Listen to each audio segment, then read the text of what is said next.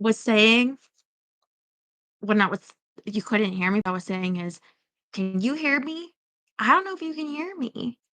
I was like, I accidentally unplugged the microphone. I like kicked it unplugged and this light was off and I was like, and then I plugged it in, but it was while it was like um loading the stream to start. So I was like, "Can you please tell me if you can hear me?" And then when it was like muted, no sound, thank you. I guess that answers me that you can't hear me, even though you couldn't hear me ask that.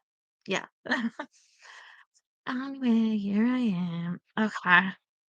Um so I'm gonna try to finish the book tonight. It'll start a little later than I wanted to, but it's still earlier than I bet. I think it starts and he's like, or it's not Jack speaking as the narrator, but begins talking about Jack's artistic style, hence the title, this one, and the one before. How has your day been since I've seen you last night? I did lay out in the pool for a little while, but it's been like coming in cloudy and then not cloudy.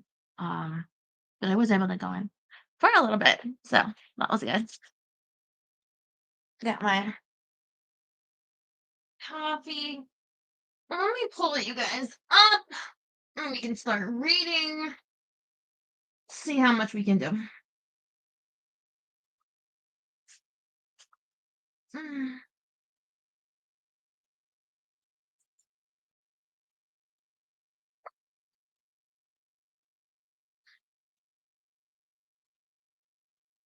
We are on page 554, and there's, I think, 597 pages, but let's give it a go. I know, I saw your pictures from the concert. It looked like so much fun. I was just talking to Dirt Nation, sorry. I see everybody. I know, Arthur. Okay. The management will be so happy. Okay.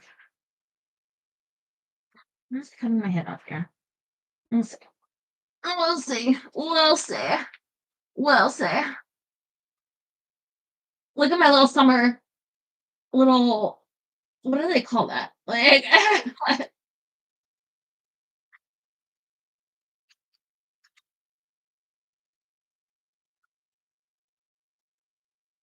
what would ultimately become Jack Baker's signature artistic style was born not out of any particular philosophy or practice, but rather out of pure necessity.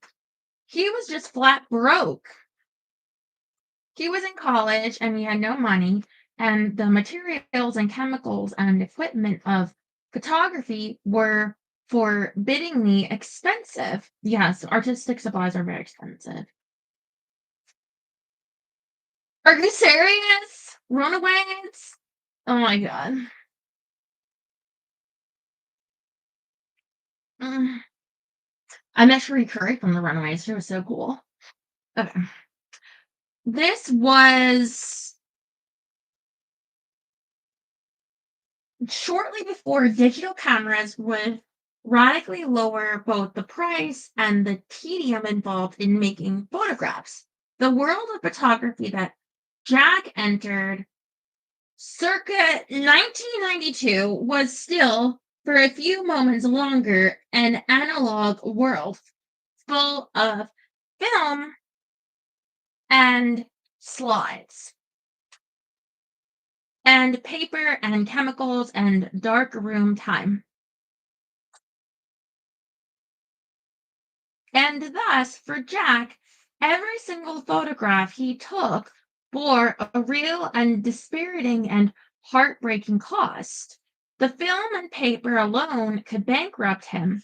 The black and white Ilford paper that he stared at longingly in the aisles of the downtown Blick art supply store, or the boxes of pricey 3 millimeter cartridges, or just packages of Polaroid film would be cost prohibitive if he were to take as many photos as his fellow students took. Fortunately for Jack, these fellow students, most of whom received monthly allowances and care packages and holiday plane tickets and goddamn cars from their parents back home, tended to be pretty wasteful. Jack saw it as he cleaned up after them those nights he worked in the art department, doors locked, alone in the building. Jack, the work study janitor, going from room to room and marveling at how much left behind stuff there was: stretch canvases that were only slightly bent, scraps of wood that could be sanded and remade, cardboard pallets covered in still pliable oil paints, used brushes with caked together bristles that could be unglued with a little turpentine, and in the photo studios and dark rooms, trash bins filled with photographic paper.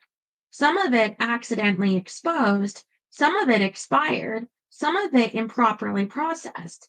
Now, crumpled up and abandoned, Jack salvaged all of it. He was aware that most artists begin with some kind of vision for their art and then find the appropriate materials on which to execute that vision. What Jack did was the opposite. He began with the materials and then tried to reverse engineer art upon them. What he had available to him was creased and crumpled and spoiled 8 by 10 photographic paper. What he had to figure out was what to do with it. He found that the paper was no longer viable in the traditional sense. Either it had already been exposed, in which case any new exposure would sit like a faint transparency atop whatever image was already there, or it was too old, in which case any picture would emerge as a ghostly, indistinct gray blob. But while these cast off papers no longer reacted effectively to light, they did still react to chemistry. The developers and fixers and stoppers and leeches of photographic process still strongly interacted with the silver halide gelatin affixed to each page. Jack discovered that using these agents, he could essentially paint without paint. He could draw without ink. He found that a solution of developer and water would turn the paper a light gray that then grew darker the longer the chemical reaction was allowed to last. It was a kind of printing done not with pigment but with time. He found that he could create layers and depth and differing gray shades by transferring the paper back and forth between the developing washes and stop baths. He found that chemicals cooling in the creases and folds of crushed up paper resulted in darker lines that evoked a kind of crocodile skin on the photo surface. He could drip developing chemicals onto the paper in the manner of a pull-off, or or, or squeegee them in the manner of a Richter, or make rectangular fields in the manner of a Rothko. Those nights he spent at the art department were full of such random experimentation. He'd wipe the papers across those discarded artist palettes to see how oil paints behaved in solution, or he'd burn the pages lightly or scratch them with keys or soak them in water until they nearly disintegrated, or cover them with chemical resists like wax or honey to see what happened. He created many hundreds of such evocative accidents, eventually learning how to control and shape and manage the resulting, quote, photographs, or whatever you call them.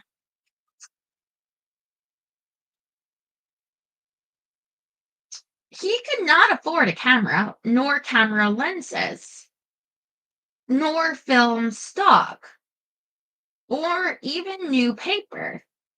And thus, he created a full artistic vision that did not require any of those things.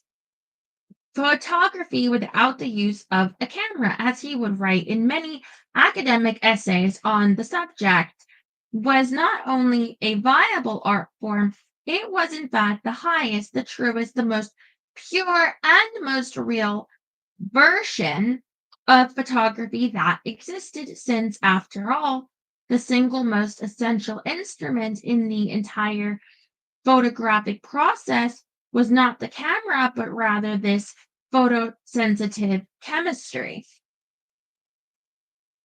It was this chemical matrix that allowed us to see whatever a camera saw.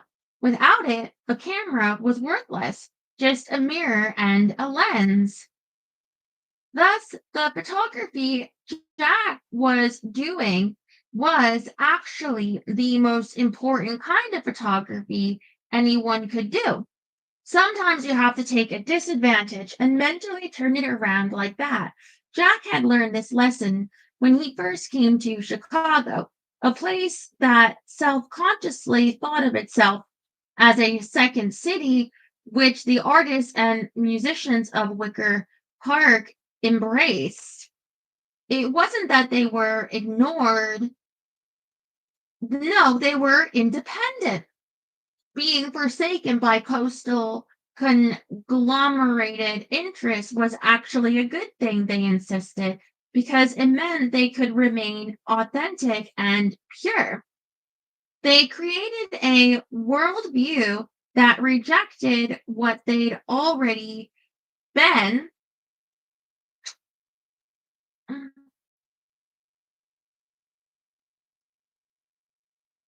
denied. Jack's lesson here: sometimes you take the shit that's forced upon you and call it a stance.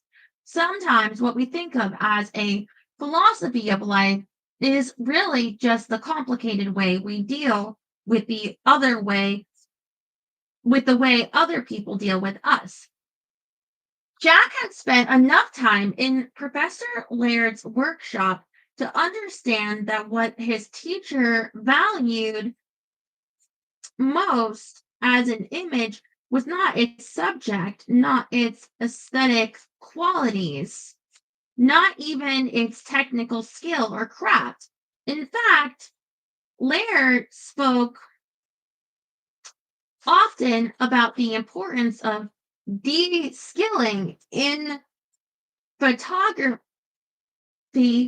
and tended to praise work that was ironically amateurish. Poorly lit snapshots, he said, were actually brilliant photographic equivalents of Duchamp's journals. No, what Laird admired most was not visual, but conceptual, making the right statements about the right thing. And artwork's value, he said, resided mostly in how the art reacted to other art.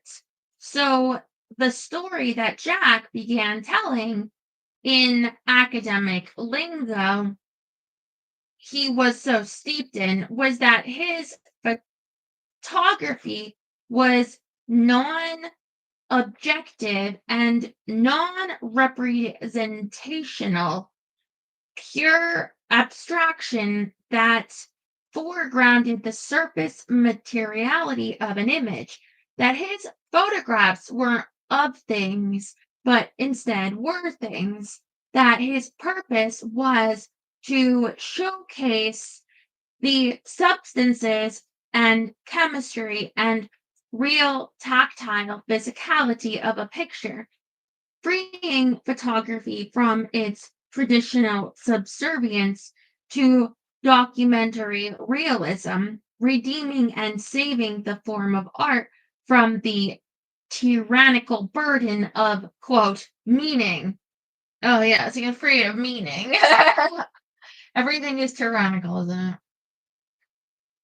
Yeah, Terry, I don't understand it either. I don't think it's supposed to make sense. Sorry. It was a story that got high marks from his teacher, but it wasn't the truth. It wasn't even close to the truth. Here was the truth. When he submerged those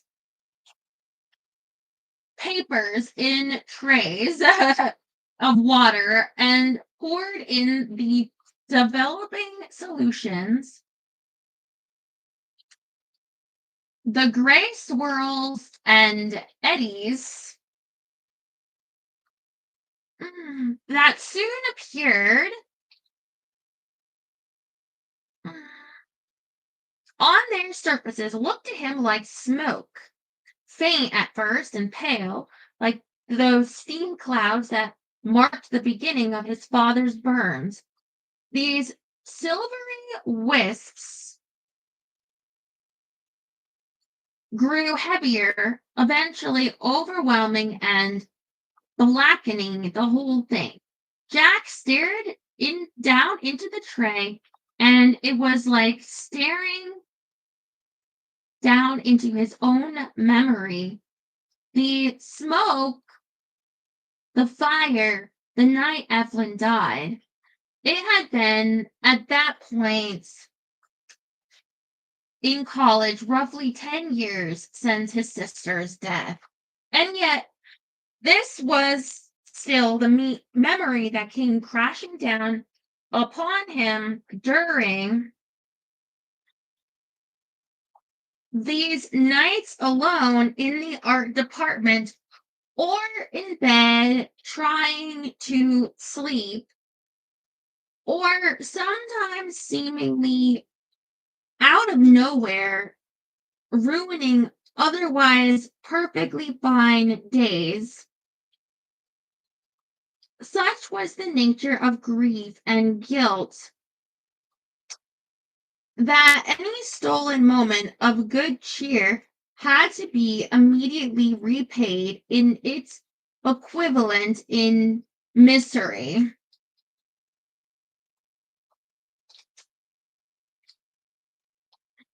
and regret and penitence. His mourning was so fully woven into him that he wasn't entirely sure who he was without it.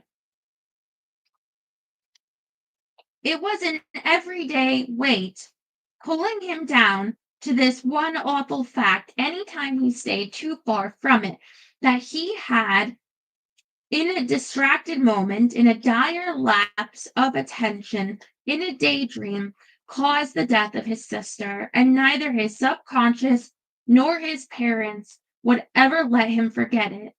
After Evelyn's funeral, it was as if Lawrence and Ruth Baker traded roles. Now his father was the one planted before the television, watching the full daytime lineup of game shows and news programs and sports tucked into the far end of the living room couch, arms crossed, legs crossed, leaning into the couches.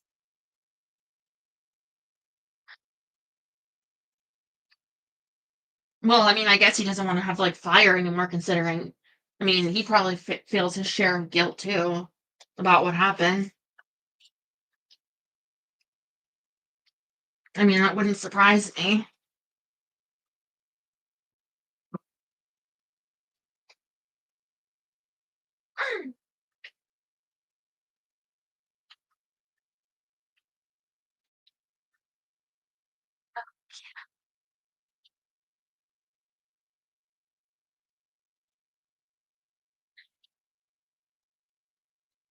becoming the smallest possible version of himself. Lawrence stopped all but the most surface level communication, stopped all contact with the outside world, stopped working, yep, stopped interacting with or even acknowledging Jack. Even those moments, Jack would walk into the living room and say meekly, "Dad, I'm sorry." Lawrence would go on looking at the television, and even when Jack would then boldly stand between his father and the screen and say, "Dad," because what Jack felt was a pain that tightened around his heart so dangerously hard that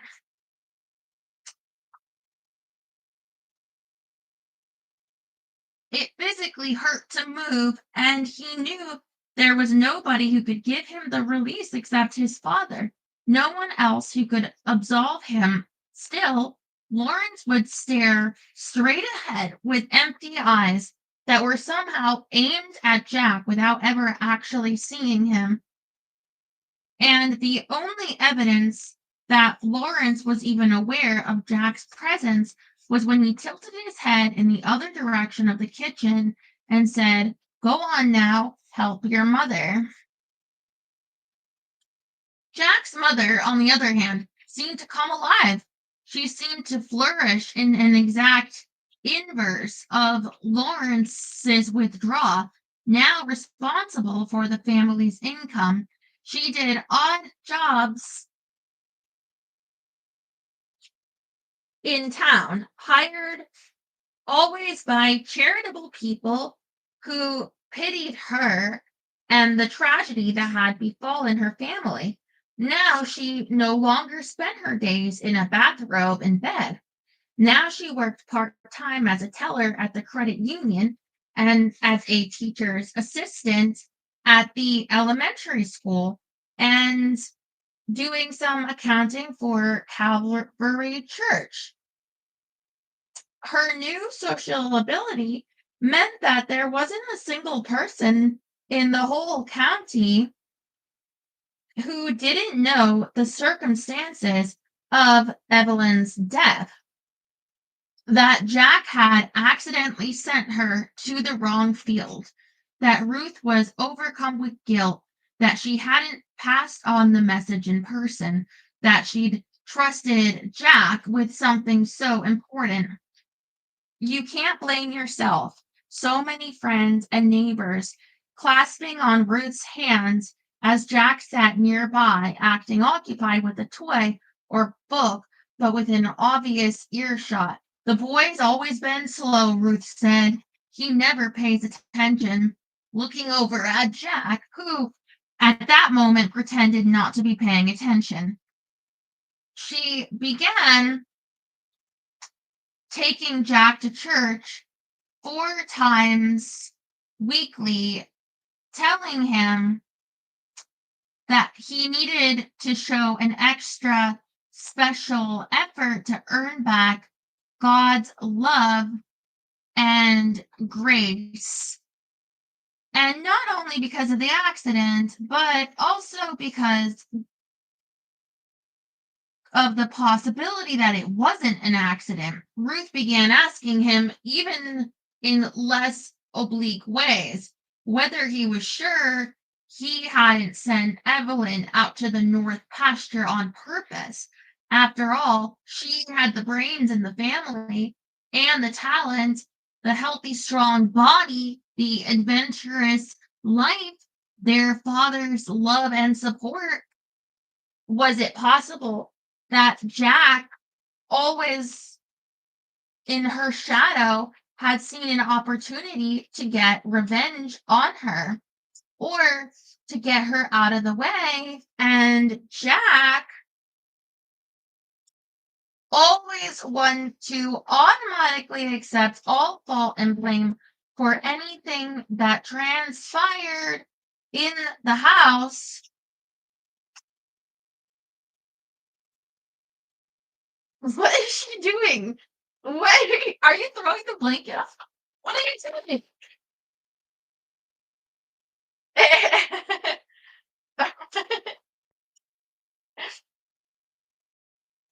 feel.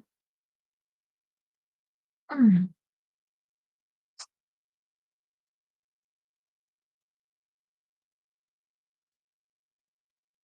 Would wretchedly shrug and not defend himself at all, and his mother looked him over with her usual deep frown and said what would become the motto of his adolescence: "You're rotten to the core, Jack Baker." Hence all the church going, where Ruth would stand up each week at Sunday service. mm,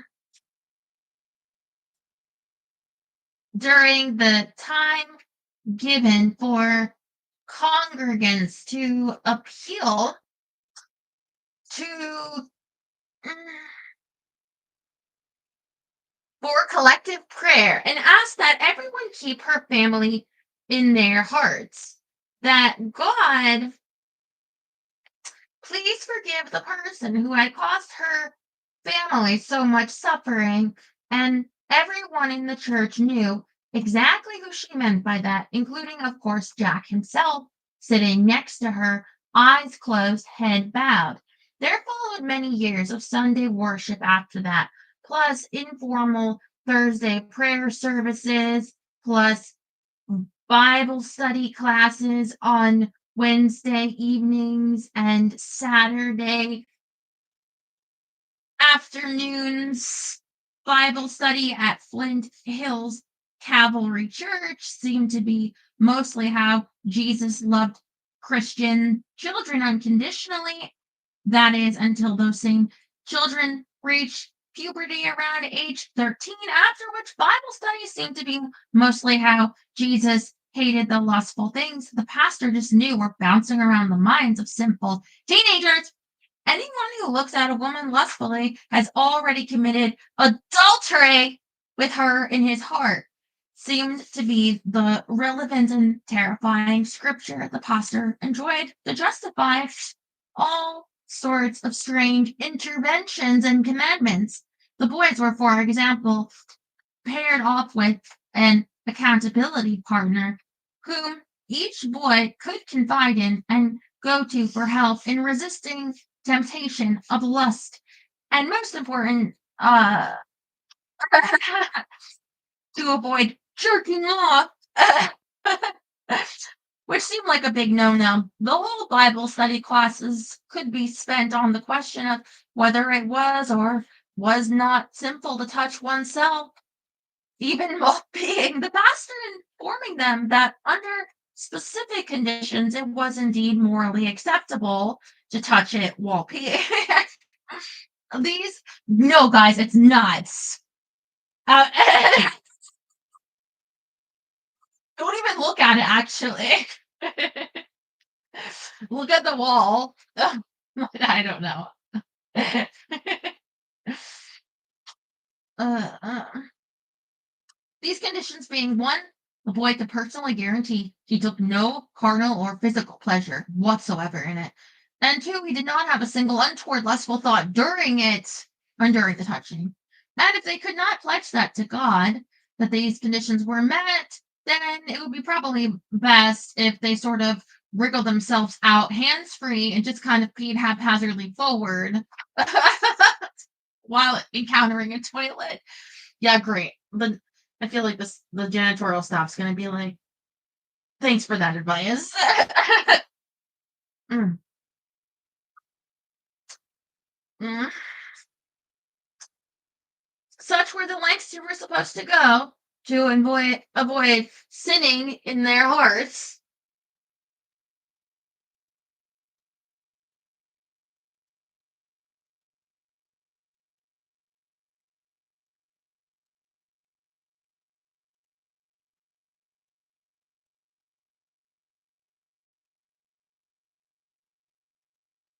Mm, the straight jacket was. Mm,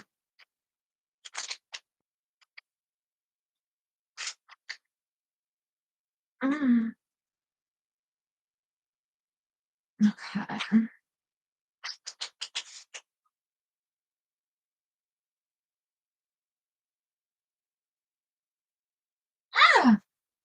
Uh, to avoid the private temptations that could lead to public degradation. Inner lust leads to jerking off, which would lead to sexual degeneracy, which would lead to unwanted pregnancies, which would lead to abortions. Thus, it was their sacred duty to prevent any sexual thought from even entering their minds, as these thoughts sent them down a slippery slope that ended with murder babies. This was the reason they were instructed to go through any magazine or catalog or retail circular that arrived at their house and rip out all bra and underwear related advertising, as well as any other picture that triggered simple lust, which struck Jack as a bit of a catch-22, since, of course, any picture he tore out to prevent lust had already caused exactly that lust immediately upon his looking at it. That he needed to experience sinful lust to even know which pictures to tear out in the first place. This would be roughly the same catch-22 he would point out to the pastor when he talk turned in high school to marriage and sex. When the pastor told him that love and desire toward a wife were sanctified by God, but any desire toward any woman who was not his wife was a sin in God's eyes, and Jack asked the pastor how he was expected to find a wife for whom he felt desire when he was not allowed to desire her until after she was his wife. Pointing out these contradictions usually brought on some stern warning from the pastor about the consequences of questioning God's word, consequences that usually had something to do with an eternity of creative torture. The pastor's most oft-cited punishment was being beheaded repeatedly daily in the afterlife, the pastor vividly describing it, asking them all to imagine it, the feeling on their necks, the scraping and biting of a saw whose teeth were usually, in his telling, both dull and rusty. It took only a few years of this before Jack stopped obeying the pastor and his ridiculous doctrine. By Jack's final year in high school, he had stopped church going altogether.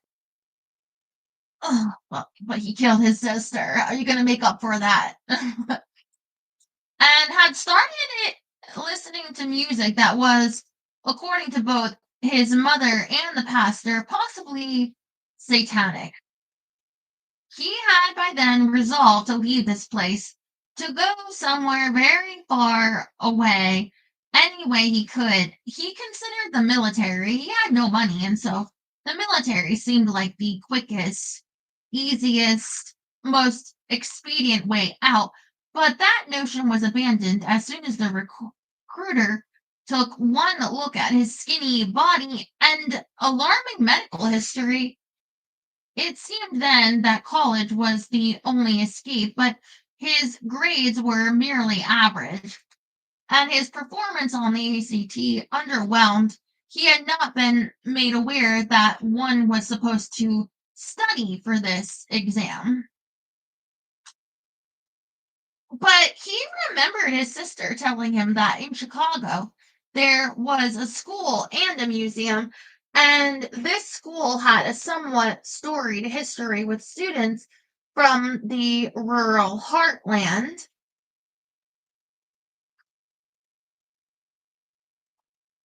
And so he mailed away for his application, filled it out, wrote an essay about being inspired by Grant Wood and American Gothic, and sent the school slides of his sister's Kansas landscapes, claiming them as his own. Oh, no. He was not a great painter, but his sister had been a great painter.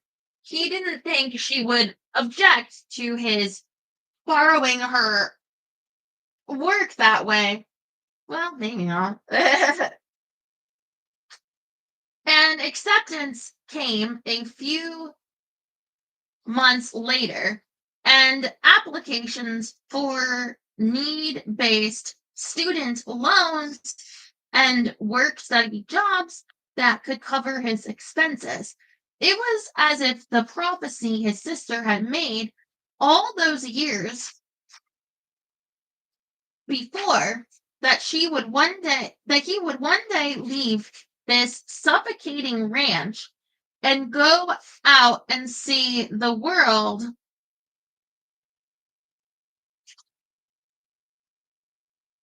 was finally coming true. All because of her. She had divined his future, and she had made that future possible. His last evening in Kansas, the night before his father would drive him to Emporia and he would catch the bus to Chicago, Jack walked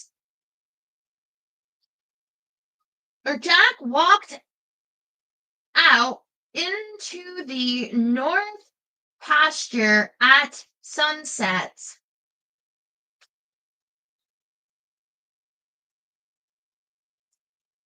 Nobody had set foot in that field since the night of the accident, and the grass in places was taller than Jack, blades thick and sharp, tassels bending in the wind. Young trees had sprung up here and there, including an elm in what seemed to be the pasture's middle. What would have been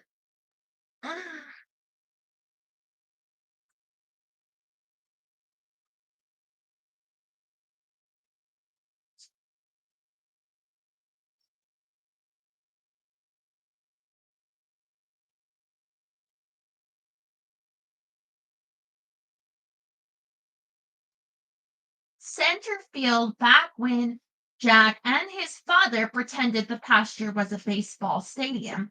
And Jack imagined that this spot where this lone tree was growing, this was where Evelyn had died. This was her grave.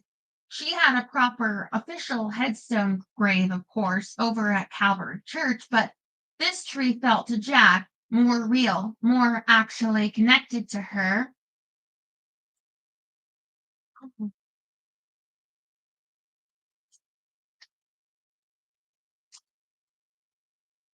There was, he hoped, some part of her that grew in some part of it.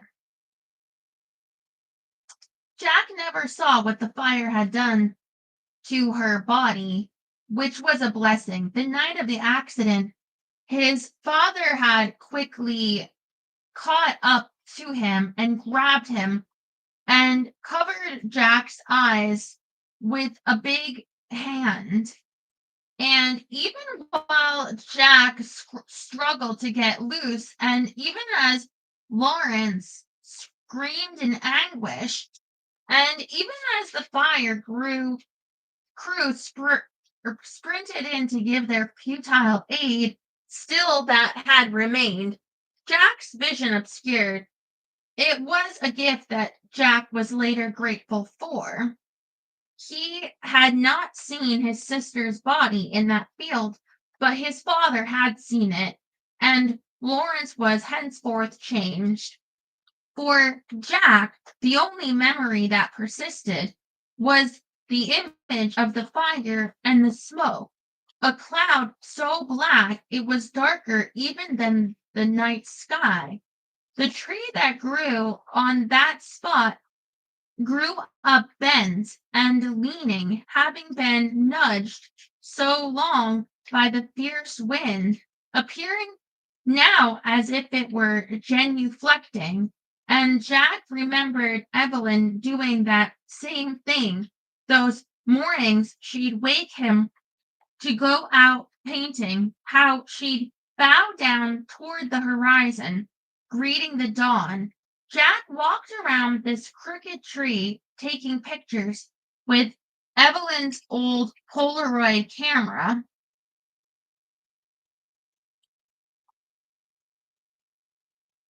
until all her film was spent. The next morning, he left the Flint Hills for good. What he didn't expect was that in his art, he would stay here so long. When he discovered those nights cleaning up after wasteful students that certain chemicals poured onto photographic paper created swirls and streaks and ripples that looked like smoke. And then when he further found that leaving those photosensitive pieces out in the sun turned them shades of red and pink that evoked fire, he suddenly had his subject, his sister, the burn, her final terrible night. Naturally, he couldn't even reveal this to his teacher, nor to any of his classmates, all of whom had serious misgivings about expressing too much emotion in art. Any artist who plucked too obviously from his own life's pain was immediately dismissed for being sentimental. Jack did not want to be dismissed, nor sentimental.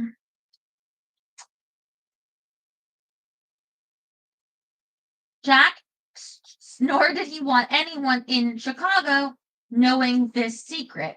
Not his friends, not even Elizabeth, especially Elizabeth. He simply needed her too much, and he could not bear it if her feelings for him changed. If she heard this story and then concluded that his mother had concluded, that he was slow, stupid, untrustworthy,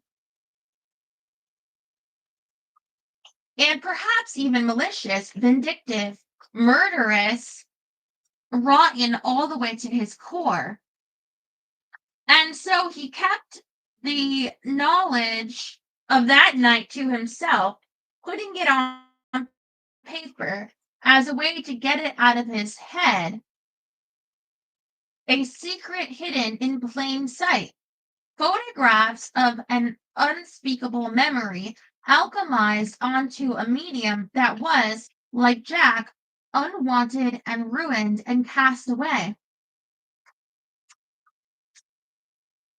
Before Jack returned to Chicago, his mother told him to have a look through Lawrence's downstairs bedroom to see if there was anything Jack wanted to save or keep. Any odds or ends, anything of value.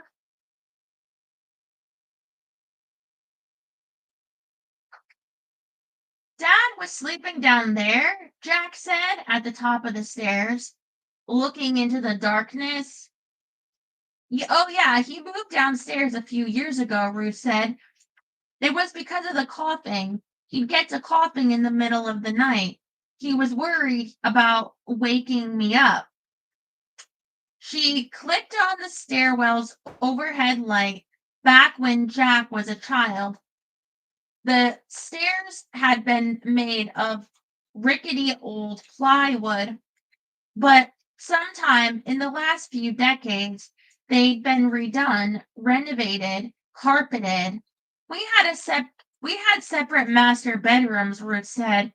We seen it on HGTV. It's a trend. Yeah, he's heard that. Ugh. Yeah, I've heard of it. Take whatever you want from down there. The rest is going to the church or the trash. You want anything? Why would I want anything? I don't know, Jack said. I guess to remember him by.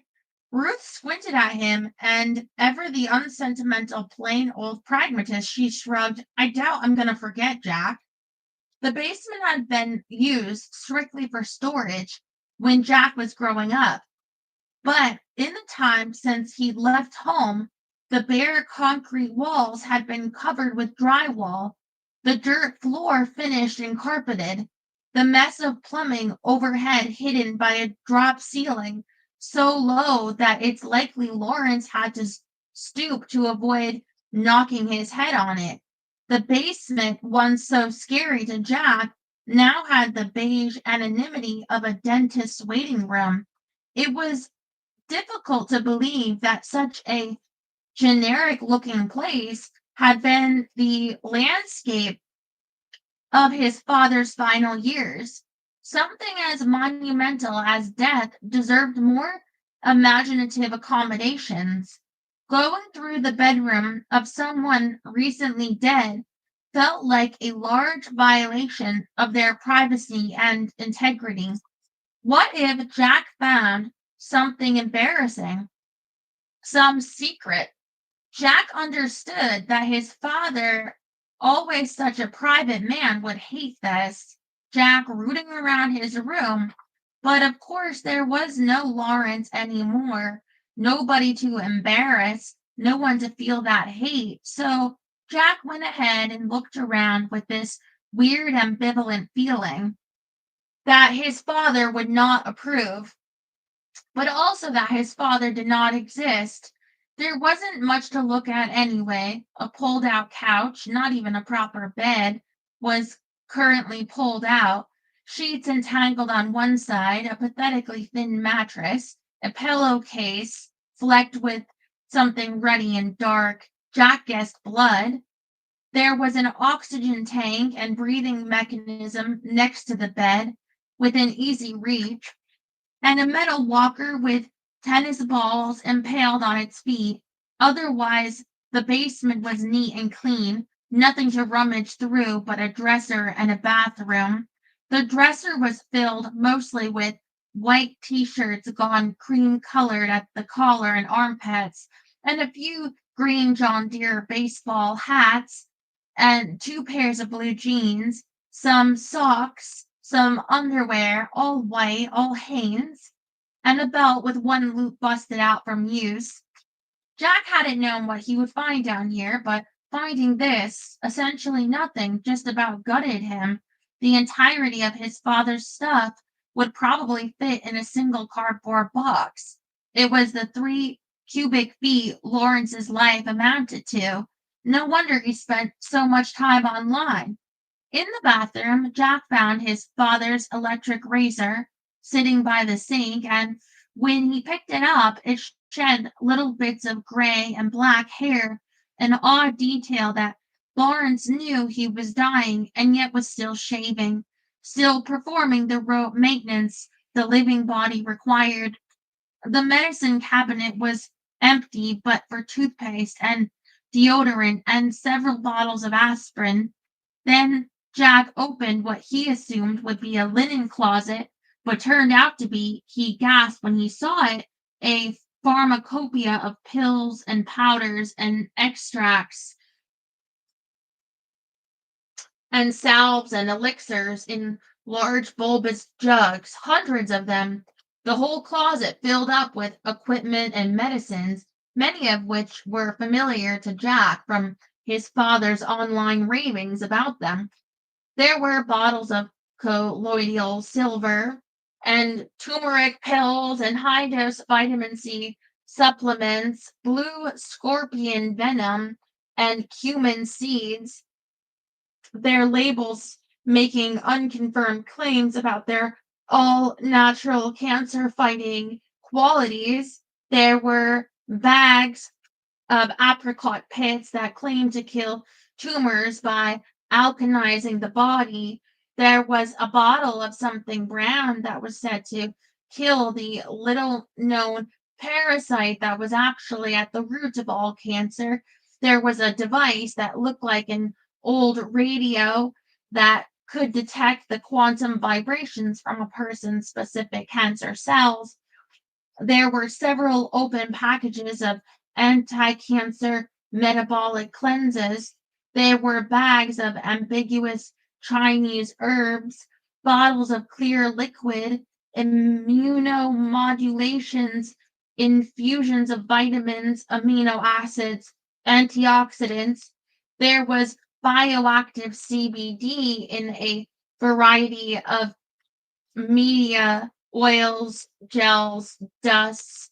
There was a bottle with no ingredients list whatsoever called Nature's chemotherapy, Jack wondered how many hundreds of hours and how many thousands of dollars and how much false hope was stashed away in this closet. He closed the door and went upstairs. Find anything? His mother said. She was out on the front porch, sitting in a lawn chair looking west, where the sun was now setting over the swaying grass. Tell me about the last month, Jack said, as the screen door banged shut behind him. What happened to Dad at the end? I told you already, the cancer spread. And what kind of treatment was he getting? Oh, well, he was on all kinds of medicine, so many pills. I honestly couldn't keep up. Was it the medicine from the closet downstairs? Is that what he was taking? I suppose so. And what about medicine from doctors? Was he taking anything from actual doctors? Well, he didn't much trust doctors because the stuff downstairs isn't real. You know that, right? He thought the hospital was a scam. Oh my God. Lawrence was convinced the doctors were liars. He thought there was a cure they weren't telling him about. And I can't say I disagreed with him, frankly, with what with all the trouble doctors gave you when you were young. Do you remember how they were with us? They were so mean. Jack sat down on the porch steps, elbows at his knees, head leaning into his hands. It now made a little more sense. His father's belief in all those internet conspiracies, his devotion to fantasy. Perhaps the man had to believe what he read online, however outlandish it was, just to maintain this private hope that he would be cured, that he would not die. On Lawrence's last day at the hospital, Ruth said, they sent in this new guy, not a doctor. He was a social worker, a counselor. He said he specialized in palliative care. It means end of life stuff. I know what it means. Anyway, this guy asked Lawrence to do all these silly breathing exercises, sitting and closing his eyes and counting his breaths. Imagine asking a man dying of lung cancer to breathe. Sounds like meditation.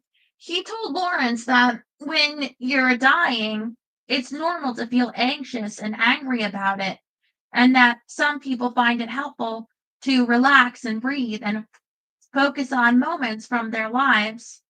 Like happy moments? No, he told Lawrence to focus on true moments. True moments, what does that mean? Times when he was the most himself.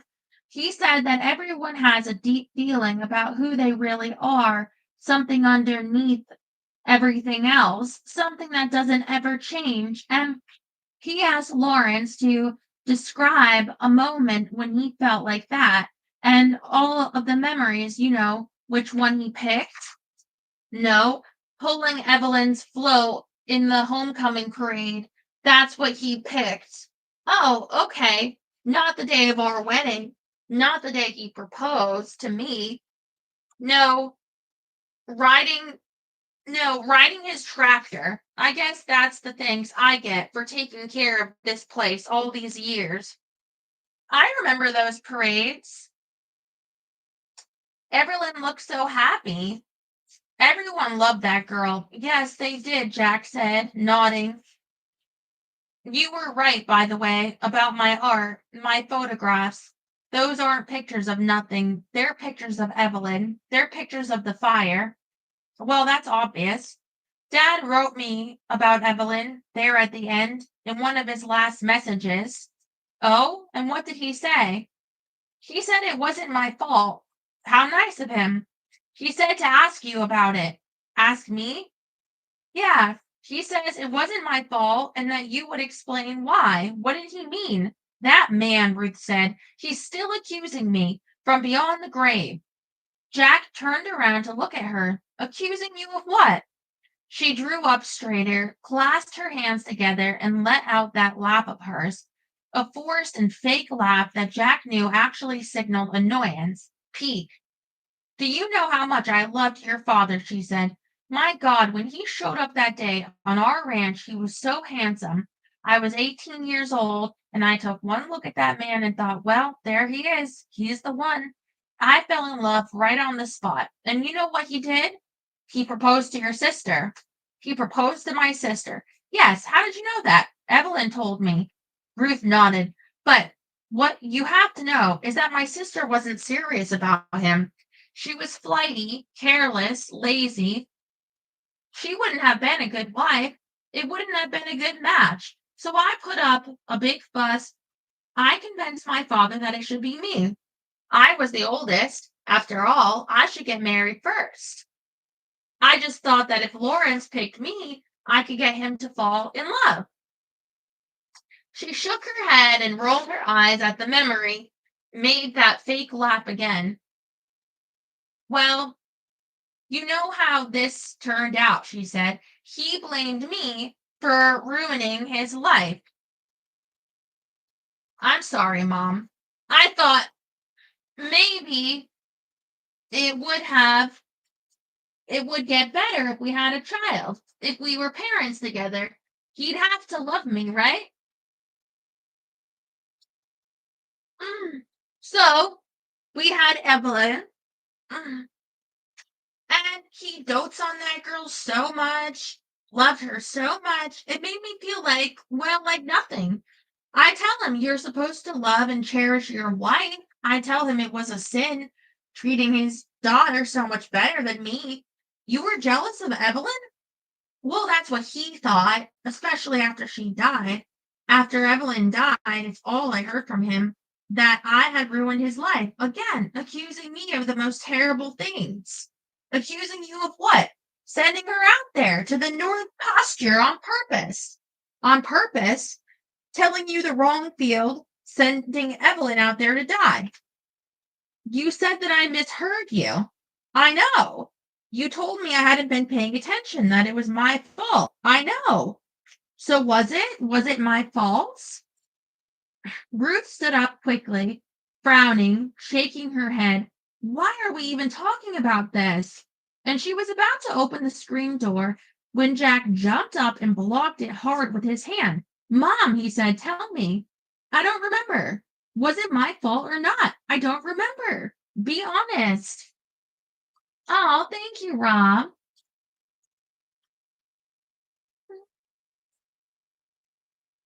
Mm. I am. I don't remember. Honestly, Jack, there was so much going on that night. It was such chaos. All I knew for sure was that it was an accident, a mistake, but I didn't know who made the mistake, whether it was me, whether it was you. But then there you were in the middle of it saying, I'm sorry, all night long. And I thought, oh, okay, it must have been your fault.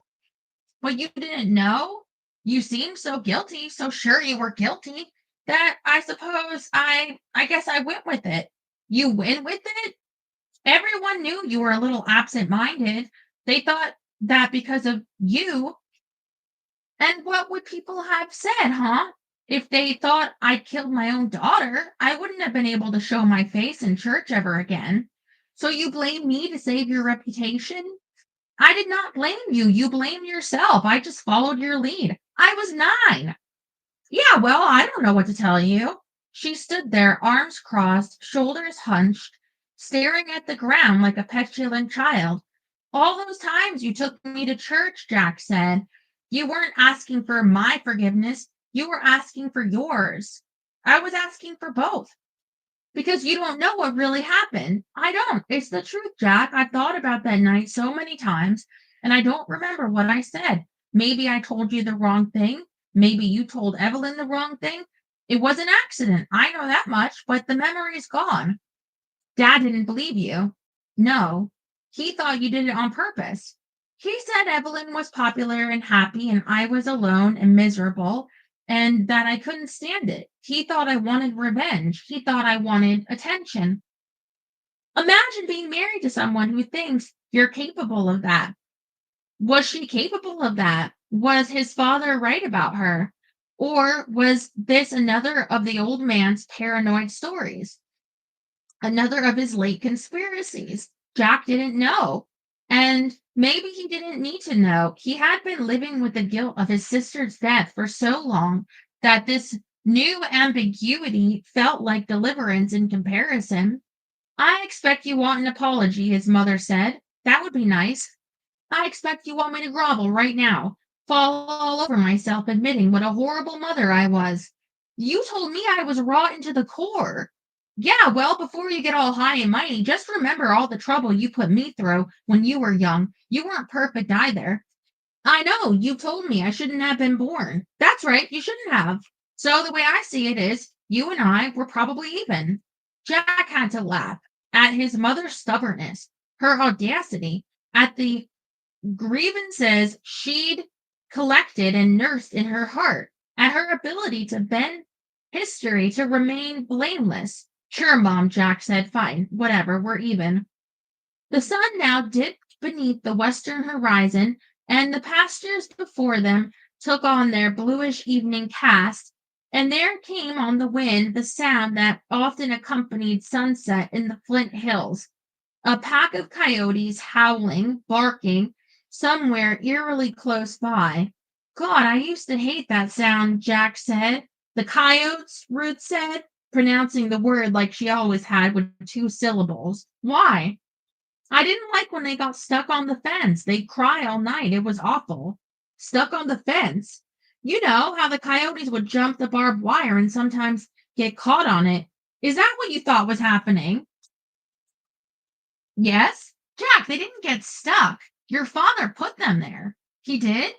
He set out traps in the field, and when he caught a coyote, he'd hang it on the fence. Why? She shrugged. Keeps away the other coyotes, she said matter of factly. But he didn't want you to see that, so he'd do it real early before you were up. You were always so sensitive. Oh, Jack said.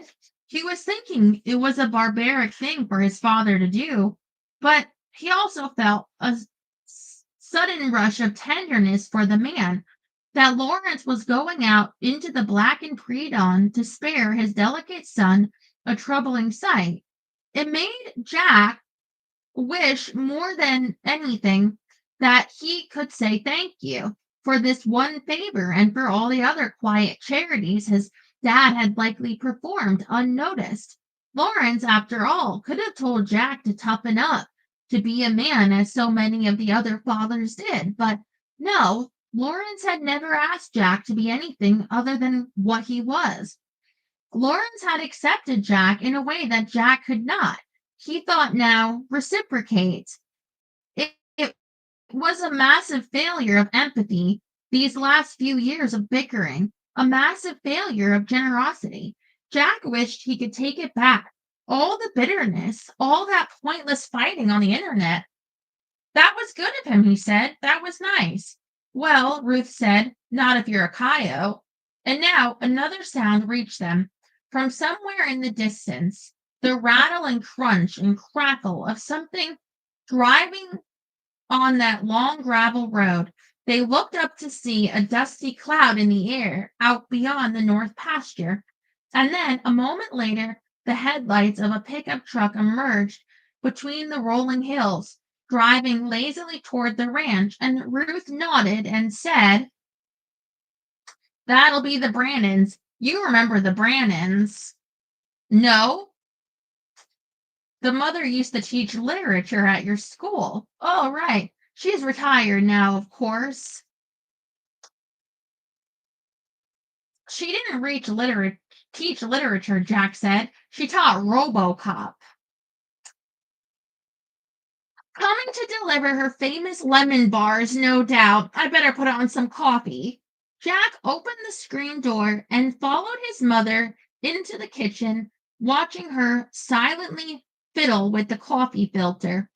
The grounds. Listen, Mom, I probably ought to get going. Okay, sure. I have to get back to work. I teach in the morning. Of course, she said, moving the tap, pouring water into a coffee pot. Are you going to be okay? She turned to him then and flashed that old familiar expression, confused, confounded, the same face she'd made whenever Evelyn had gone on about some enchanting rock or the beautiful symbolism of grass. It's just a rock, Ruth would say. It's just grass, plain and simple. His mother looked at him now with that same mystified expression. Why wouldn't I be okay? Right, of course. Go on now, get back to where you belong. And then she turned back to the cabinet and pulled down two coffee mugs. Bye, Mom, Jack said as he walked out of the kitchen. Out front, Jack took one last look at the little white house and then a long look at the surrounding pastures, slowly turning in place and searching out the spot where he and Evelyn sat those mornings when she taught him how to paint, how to see. He stared into the fields until his mom's new visitor turned into the ranch's lengthy driveway. And then he hopped into his own car and drove out, passing Miss Brandon halfway, giving her a little wave, then rumbling over the cattle guards, turning onto the gravel road and driving along the fence line of the north pasture for roughly a quarter mile before stopping, pulling over, getting out of the car, and jumping the barbed wire fence. He jogged into the north pasture, into its middle, hopping over the brush, skirting the larger clumps of grass 6 feet tall, and waving in the hard wind. He soon spotted the tree, the one he imagined was Evelyn's grave. It was so much bigger now and joined by other trees slowly colonizing the field, but it was clearly the same American elm tree he'd photographed at sundown the night before he left for Chicago. It had the same tilt, the same specific bend. 20 years separated that moment from this one. 20 years in which Jack had become an entirely new person, an artist, an intellectual, a husband, a father. And yet, in other ways, he suspected he had not really changed at all. If on his deathbed, some counselor had asked Jack to pick a moment from his life that was his most true, he might pick that moment out here in the pasture, the morning he sat with Evelyn, painting landscapes in the dawn light, how his sister could evoke such substance in only a few brushstrokes, just a handful of evocative lines, and suddenly her picture seemed to pulse. Jack, on the other hand, clumped his canvas with paint, thick and obtuse. He tried to enclose and bound every building, every blade of grass, to define and hold and control and smother it all. You have to let it breathe, his sister had advised, and maybe that was Jack in a nutshell. He let nothing breathe. He let nothing just be. He let nothing evolve or unfold naturally without trying to control it or coerce it. His sister, on the other hand, had accepted the world's inherent unpredictability and even embraced it, living in an exotic place every year, always learning something new, never knowing what would come next. Jack pretended he was following her example, but what he'd really done after moving to Chicago was demand immediate, oh, thank you, Jerry, permanence and safety and control. He found a girl and an aesthetic within his first year, and then henceforth never changed a thing. For Jack, marriage and art were not about investigation or learning or growth. They were more like the snapshots you take and then pin down in the album. They were artifacts, mementos, fixed under laminate. He could not let them breathe. He had left Kansas because he felt alienated from his family, but how different was he really? His mother had required that Lawrence adore her, that Evelyn be exactly like her, that Jack praise her, and She clung so hard to these needs that she didn't see how they were the very things that made her suffer, that drove people away. And didn't Jack do the same thing? He needed Elizabeth so much, and that need was plainly suffocating her. He was so fearful of losing her that he choked the life right out of their marriage. Evelyn had tried to teach him this very lesson a long time ago. She told him when you cling too hard to what you want, you miss what's really there. I wish we could have grown up together, Jack said now, in the direction of the memorial he'd invented for his sister. And then he turned around and made his way back to the car.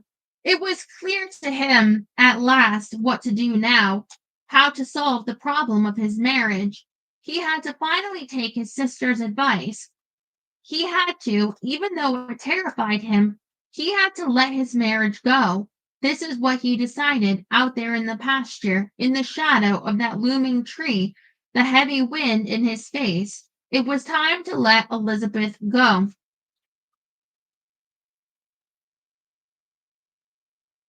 Next chapter. It was during a certain week in mid autumn,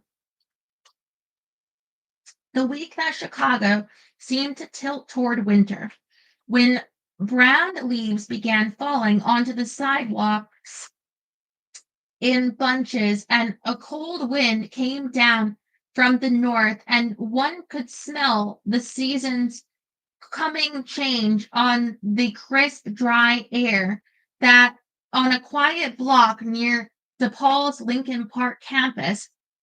For the first time in years, no patients were seen entering or leaving the wellness clinic, and no sign hung above its storefront door. Wellness had become something of a curiosity.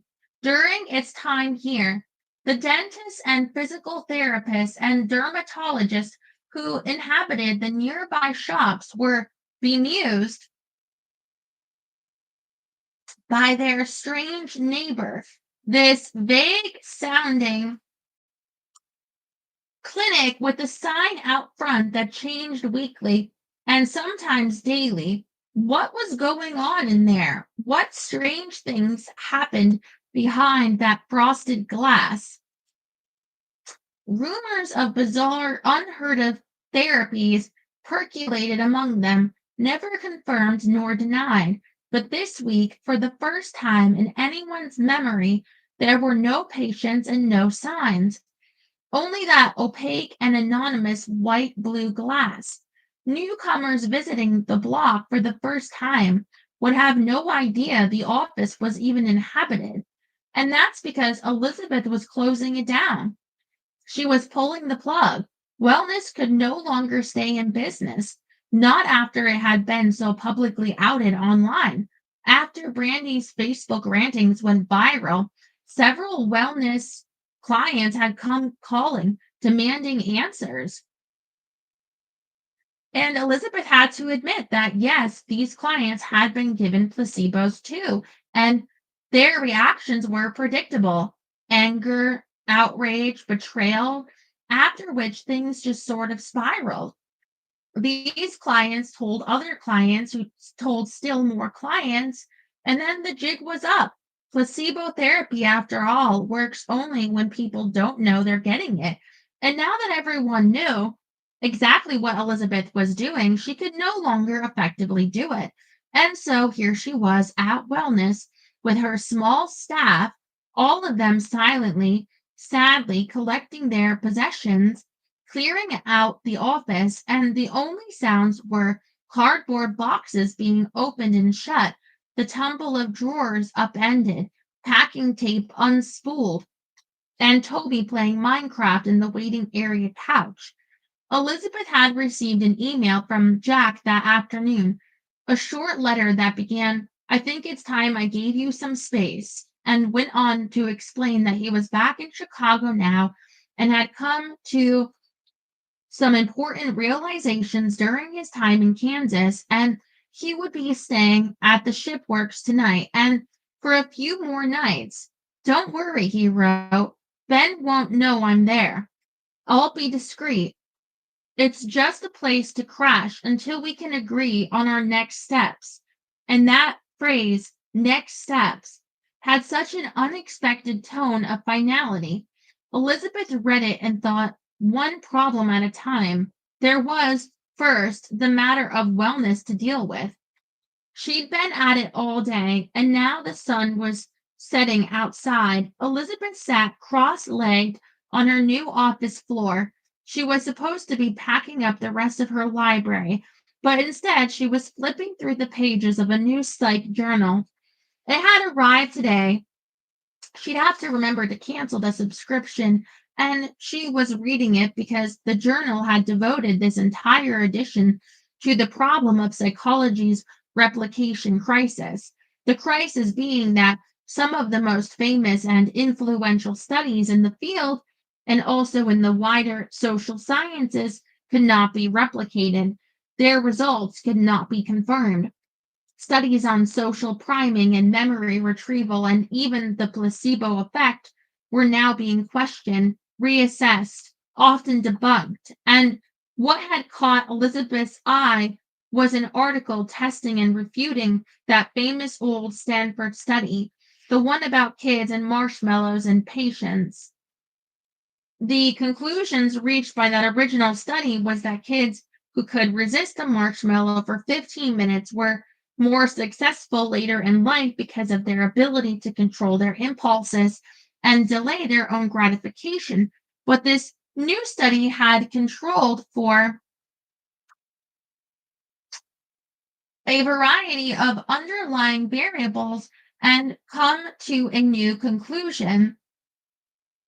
The kids who could wait 15 minutes didn't do so because they had better self control. No, they were mostly just rich.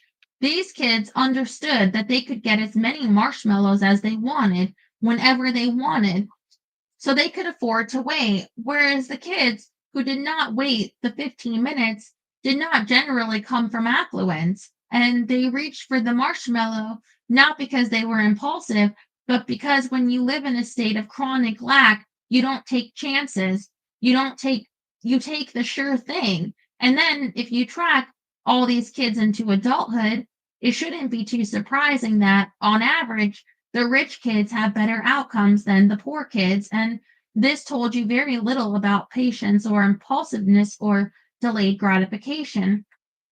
This kind of thing was happening, it seemed, all the time. Things that had once been deep truths were now upended, exposed, discredited, and in such obvious ways. Looking at it again in hindsight, of course, the marshmallow test was flawed. Why had she not seen that before? She looked at Toby now on the couch, absorbed in his game, his face doing that thing it did when he played Minecraft, going all still and glassy and fish-like. She had given him this test because she wanted to teach him to control his urges, because she'd been troubled by his outbursts, fearful of his tantrums. She did not want him becoming the kind of man her father was. Elizabeth remembered when she'd stopped talking about this. It was during that first Otto Sanborn study when her job was to dialogue with random men. She would answer incredibly personal questions with these men and then wait to see if later they called to ask her out. What Sanborn was ostensibly testing was the efficacy of various combinations of questions. But for Elizabeth, there was a sort of secondary investigation happening during these interviews, a sub study whereby she was able, through extensive trial and error, to understand exactly what potential love interests liked most about her and, crucially, what they liked least. In the latter category, the men she encountered during these interviews did not seem to find it very likable when she mentioned that her father was occasionally violent. When she said in response to question number one that her father's love for her was sometimes offset by his rage, the rare shattered tennis racket or television screen,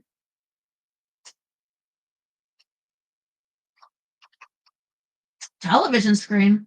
Mm. The occasional fish-shaped hole left in a wall, this did not typically ignite their love.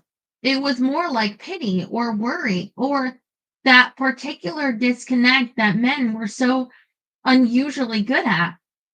That switch in their eyes that flipped off when they heard this stuff. When suddenly they were like, uh oh, nope, she's broken, run away. She found more success with a slightly altered story, one that her Chicago subjects found appealing and likable, that her father was a demanding tyrant, which was true, a perfectionist who cared about appearances and money, true, and profited off the misery of others, also true, and something of a family tradition. And then she cast herself as a kind of rebellious iconoclast, refusing his wealth, moving across the country to go it alone. Damn if it didn't sound heroic.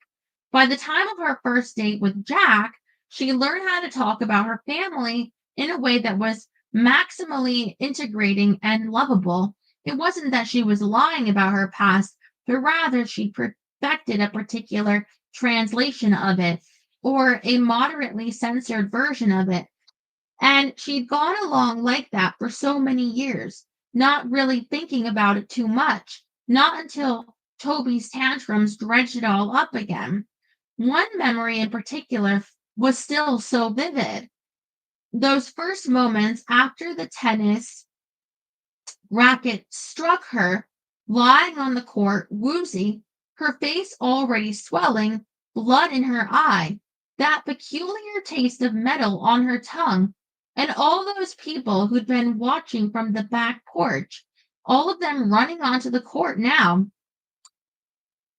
and she could hear their footsteps, their voices, and surely they must have checked on her. They must have asked her if she was okay, but that's not the thing she remembered.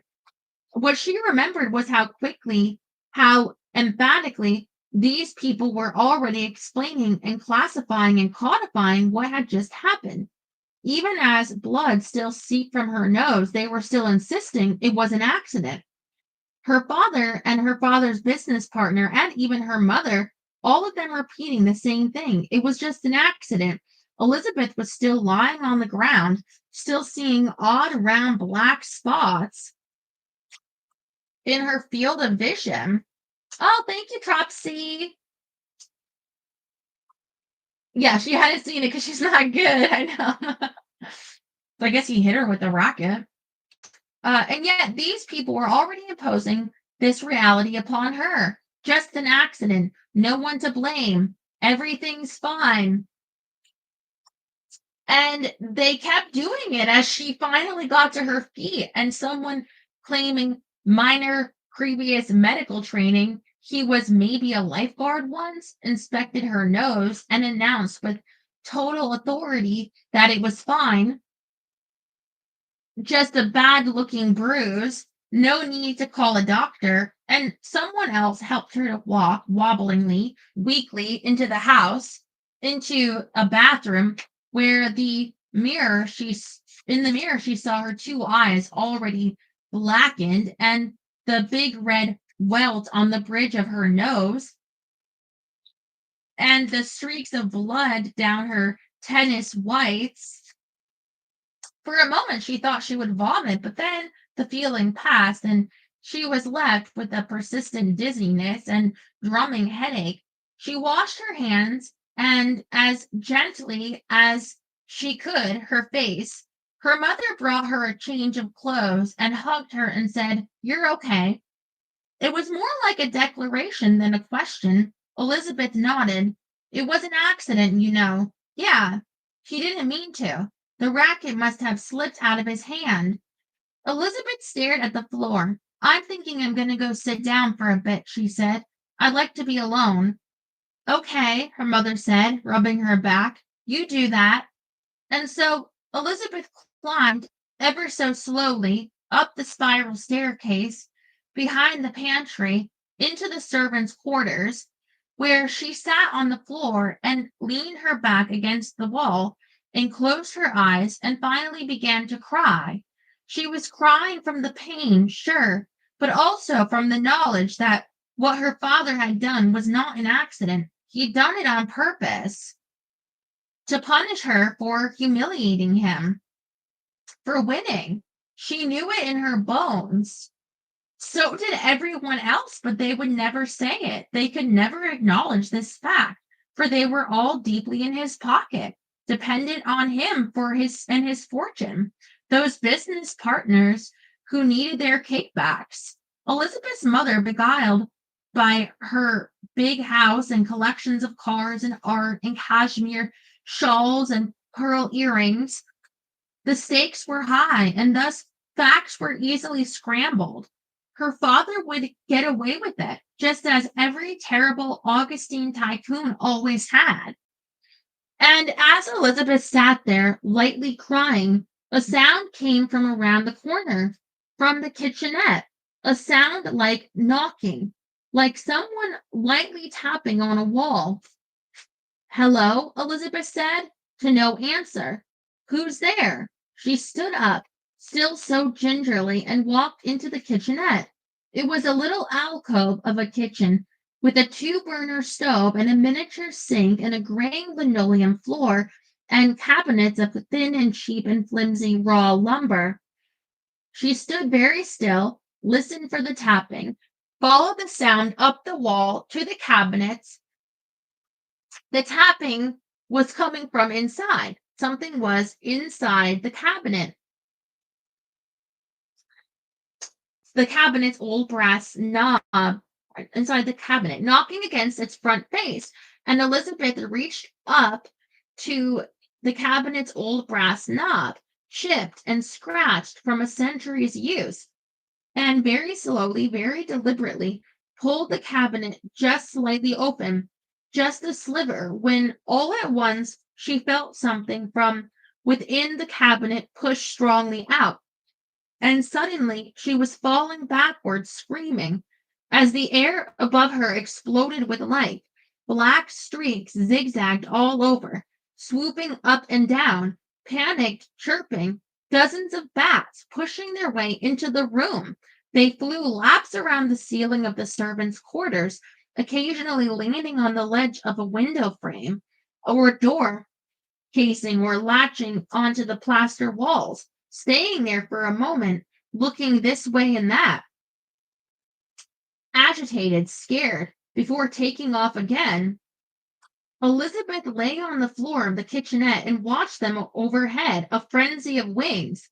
She took she looked into the cabinet and saw how the wall behind it had been disintegrated, eroded, chewed through the ceiling, right into the upstairs rooms, through a large hole that had been made just behind this wall of cabinets. The colony that had taken over the fourth floor was now apparently advancing upon the third. Soon as the bats seemed to calm down, one by one they attached themselves to window screens and curtains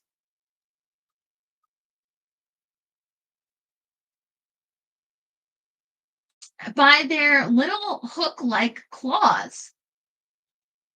It was daytime and they prefer to be dormant right now. And so after a few minutes, the room stopped seething. Soon it was quiet, dotted all over with small black unmoving flecks.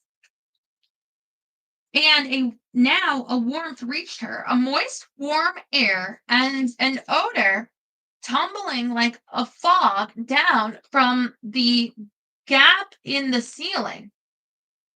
The smell was pure ammonia and seemed to burn lightly in her mouth. She remembered how the exterminators who went up to the fourth wall always wore these elaborate masks, how the air up there was apparently poisonous. And suddenly Elizabeth realized, as if it were the most rational thing in the world, exactly what she should do. She stood up, she opened the cabinet doors, she climbed onto the narrow fornica counter, she reached into the hollow behind the wall, found perched on some old slats behind the plaster a trellis by which she could pull herself up into the recess behind the cabinet and then up through the collapsed hole, steadying herself on antique metal brackets and broken pieces of timber until finally she ascended to the fourth floor. She was in some kind of parlor or drawing room. The large draped objects along the walls resembled couches, maybe, and chairs, and a table at the far end, all of them under tarps. The floor up here was parquet, where it showed through from beneath a thick congealed layer of what looked like black mold or black sand or black gravel, sometimes in mounds 2 or 3 feet tall. The curtains were closed, the room dim and hazy.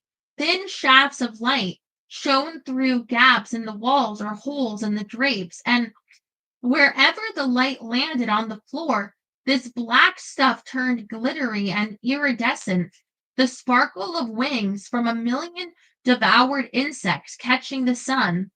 Elizabeth looked up above the largest mounds and saw how the ceiling there seemed to churn, black, vague, quivering impressions that, after her eyes grew accustomed to the dark, resolved themselves, and she now saw many hundreds of them, the bats hanging upside down, rocking and swaying ever so slightly, the occasional creature dropping free and flying to one of the room's many other clusters.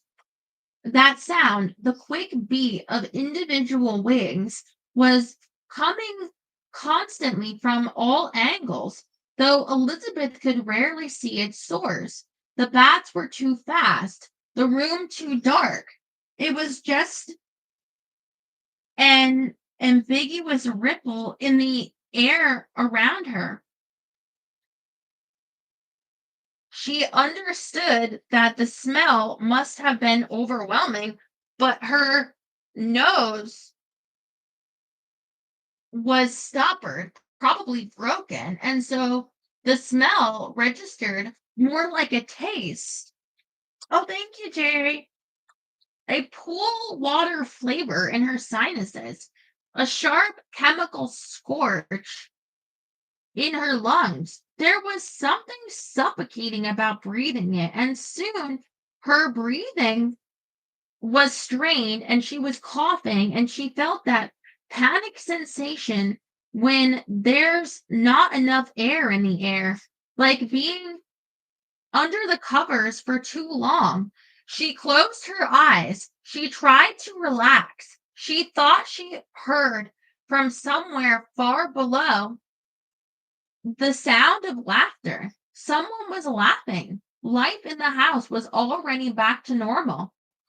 And she knew soon the room would fully dim. Soon she would pass out. It was just that easy.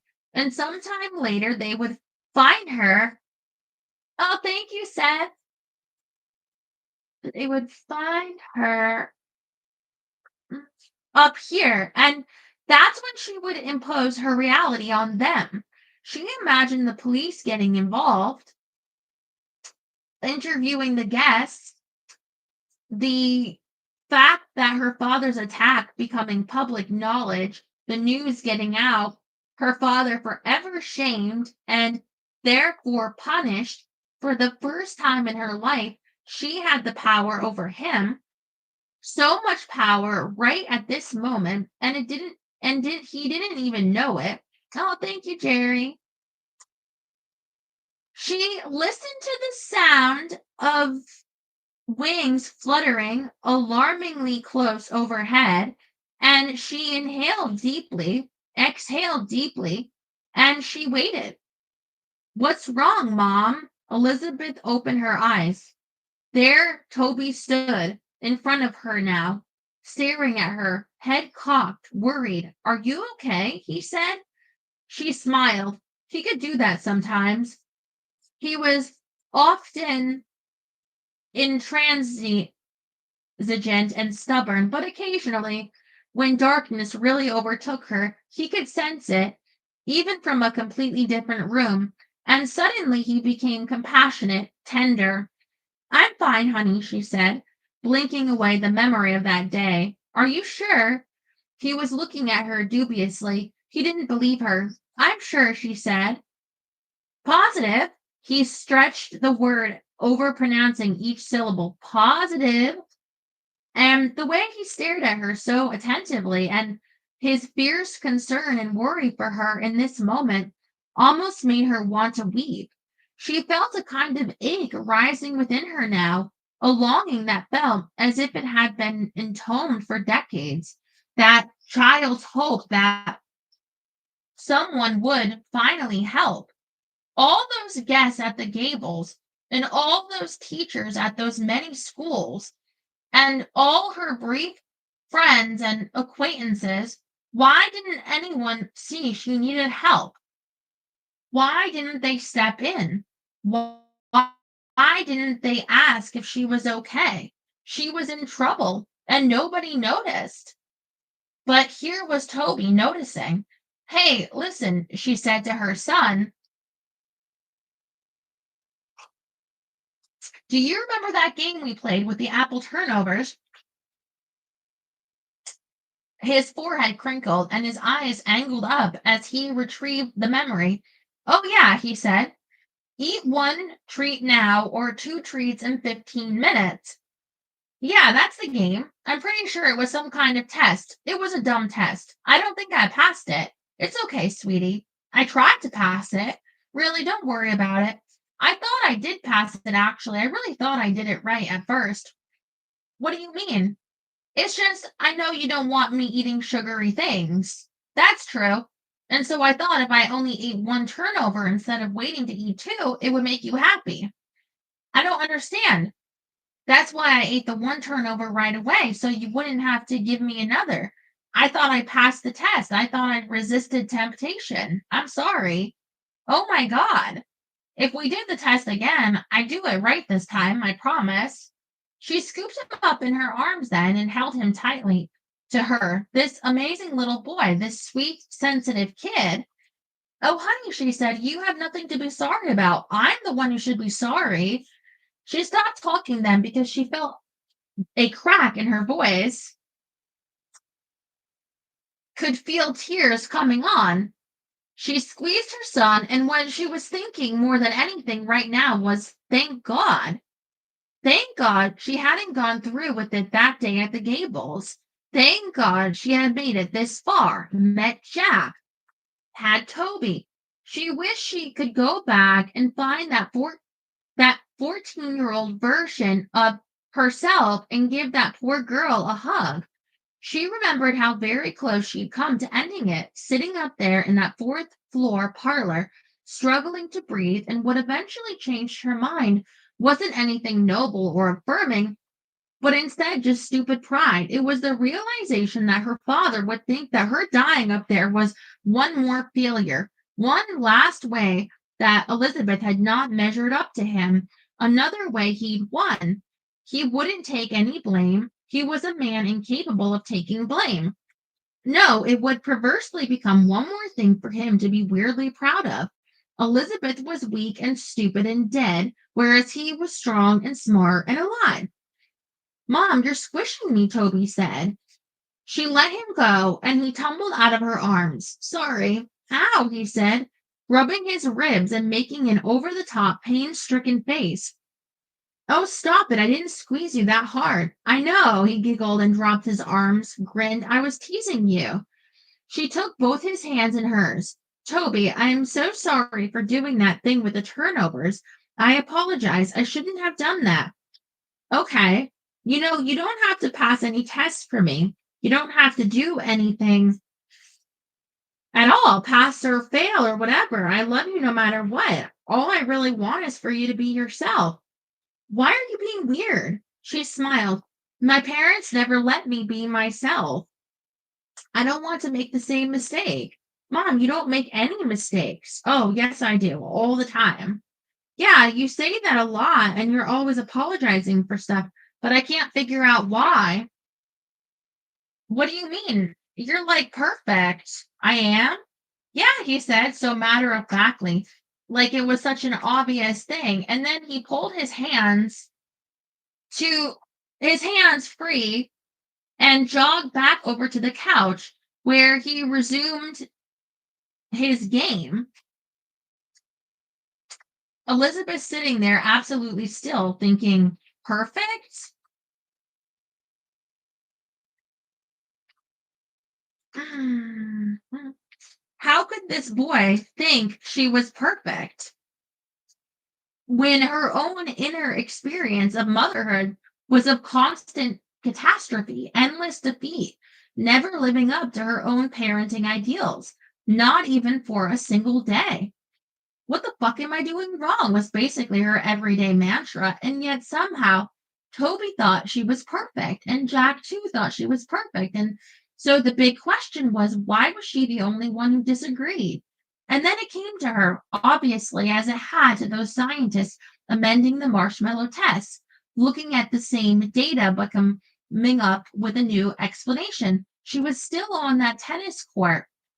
Maybe in certain fundamental ways, she was still there, willing herself to lose, still sabotaging herself to avoid her father's jealousy, spare him humiliation, prevent his revenge. Maybe it was like her mind had been on the tennis court every day of her adult life, still letting the ball bounce, still playing the game at its highest difficulty level. She began a mental inventory of all the supporting evidence, all the things she'd done to make life harder, how she had refused her family's wealth, refused her own inheritance, and come to Chicago penniless and alone, how she had taken on 5 majors at DePaul, spreading herself so thin that she couldn't graduate with honors in any one of them, how she became an expert in her field, but in such a way that she was never allowed to publicize it, could never earn renown for it. It was as if, despite their separation and distance, her father were still there, looking over her shoulder, always present, the invisible audience Elizabeth performed her life for. It was like at any given moment, she wanted to be able to turn to him and say, see, still failing, so you can leave me alone. And then, as a parent with Toby, herself with all the newest research, reading every relevant scientific journal all the time, she said she wanted her parenting to be informed by best practices, but maybe what she really was doing was creating such unachievable standards that she was guaranteed to always fall short. She was never satisfied with herself, always needing to be just a little bit better to improve and improve without end. And she recalled how her own mother had similar impulses regarding her many collections, to never feel quite content with any of them. Living like a mollusk is how Elizabeth had described it at the time, quoting Socrates, living like a creature who could only feed but never appreciate. Toby loved her, and she should appreciate that. Jack loved her. Jack, her agreeable husband, a hopeless romantic who believed without any doubt that they were fated for each other, that he had met her very soul as it traveled at night.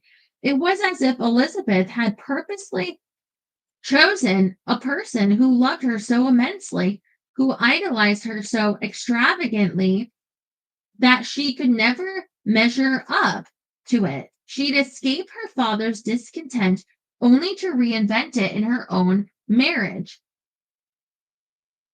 How elegant, how perfectly stupid, dreadfully elegant. She thought about this time in junior high, a morning she was sitting in the kitchen before school, reading a book, and her parents were there, her father leaving soon for work. He'd just finished making breakfast, this gross green smoothie thing, a concoction of spinach and kiwi and strawberry and banana and skim milk and NutraSweet. There it sat in the blender, still frothy, recently churned, bright green, and her father was idly describing his upcoming day, a bunch of interviews, depositions, etc., except that when he said etc., he pronounced it etc. with a big hard K sound, which Elizabeth knew wasn't right, and which always bothered her when she heard him say it. Actually, she said, on this particular morning, it's etc. Her mother stared at the floor. Her father stopped talking. What? He said. It's not etc. It's etc. She said with a T. Mm.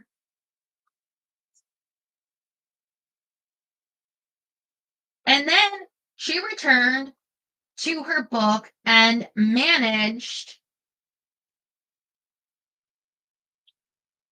to read maybe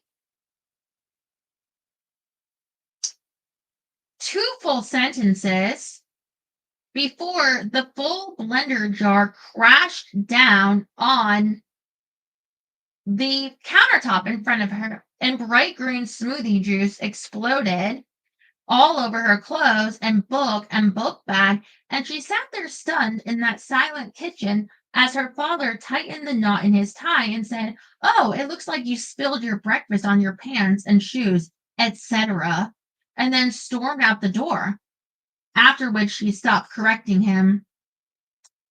And what she wondered now was how many times she'd withheld something from Jack, something hard or troubling or delicate, how many times she had not said it out loud because she absorbed and metabolized this one important lesson that men are weak, that they could not handle her. How many conflicts had she avoided? How many resentments had she kept locked away? How many times had she maneuvered her way out of sex rather than state plainly what was going on? How little of herself she had offered up to those who loved her most. It had made her worry that she was still pretending to be that rock, flat, immovable, unbreakable, unavailable. Maybe something was broken within her. Mm. Maybe she wasn't feeling what she should be feeling. Maybe she understood love not as an emotion, but as a theoretical construct, like she had a psychological and neurobiological and maybe even algorithmic conception of love that was just a well researched simulation of what real people felt when they felt real love. Maybe her problem with Jack and Toby was that she'd always been, in her core, unloving, distant, stony, hidden. She pictured Jack sitting in the shipworks all alone in the dark. She remembered what she'd said to persuade him to go to the club. She said she needed a new thrill in her life, that all the big important questions had been answered, that she had figured everything out, figured herself out, and needed a shot of mystery. What foolishness, she thought now. What a laugh. No, she had not figured herself out. She hadn't even started, and maybe that explained it. This recent middle aged disenchantment, finding herself at the bottom of life's U-shaped curve. Maybe that's how long it took to discover the specific torturous ways you were lying to yourself. She stood up, fetched her purse, asked her coworkers if they wouldn't mind watching Toby for an hour or two on her way out of the office. She stopped at the front couch where he was playing Minecraft. "Hey, Toby, I'm going out for a bit." "Okay," he said, staring at the screen. "You'll be good?" "Okay." She watched him for a moment, his unblinking face, his empty eyes. It was so difficult to get his attention when he was in this state. "Bye," she said, to no visible reaction. Then, "Don't forget to subscribe." That got him. He looked up at her now, beaming. "Don't forget to subscribe." "I'll be back soon," she said, and she blew him a kiss. Hey, Mom, he said as she was on her way out the door. What's better, diamonds or netherite? I know this one, she said. Netherite's better. That's right. It's stronger and it doesn't burn. It can even flow on lava, he said. She smiled at him, her skinny little wondrous boy. She waved goodbye. She walked into the night, down the street, and to her car, thinking that maybe that video game was correct. Diamond was the strongest stuff there was, sure, but sometimes the made up things were even stronger. She was opening her car door when she heard it from behind. Hey, Elizabeth! And she turned around to find, stepping out of the shadows, Benjamin Quince, looking at her with an uncharacteristically worried and penitent face. Ben, hi, she said. What are you doing? I hope I didn't frighten you, hiding in the dark like that.